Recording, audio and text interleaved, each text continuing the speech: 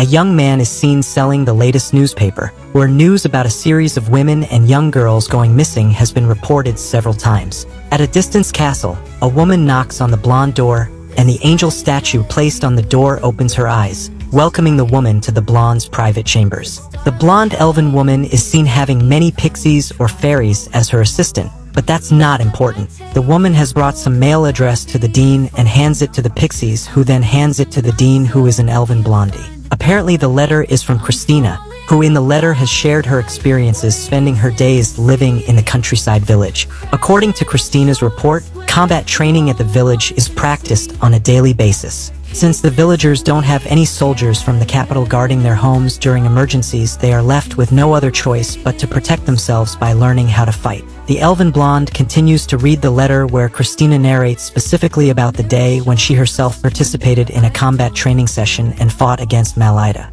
Malida took a harmless duel too seriously and went into full power mode. However, she still failed to land a single hit on Christina, who had a much superior fighting technique, and in the end, Christina embarrassed Malida, knocking her sword away. Christina impressed the crowd with her tremendous swordsmanship, but she didn't come here to boast about her skills. Her goal was to make friends only, and so she acknowledged how good Malida was as a swordsman.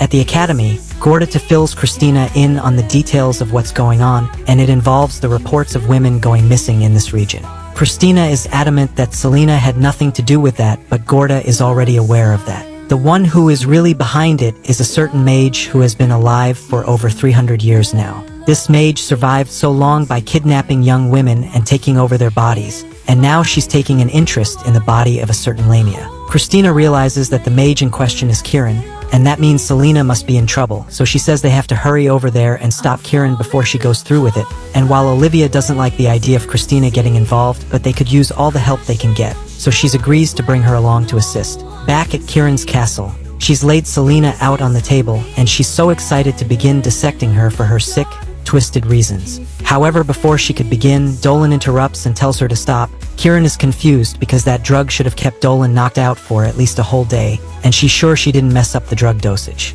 Yet Dolan is active as ever, casually rips off his restraints. He never says that the magic circles on the floor all weak of blood, so Kieran must have been doing this for a while now, and he wants to know how many people she's killed. Kieran doesn't answer his question because she's still wondering how he's unaffected by her drug, so she throws her scalpel at him and accuses Dolan of not being human. Dolan dodges and reiterates his question, so Kieran tells him she doesn't know because she stopped keeping count of all the people she killed after she passed 100.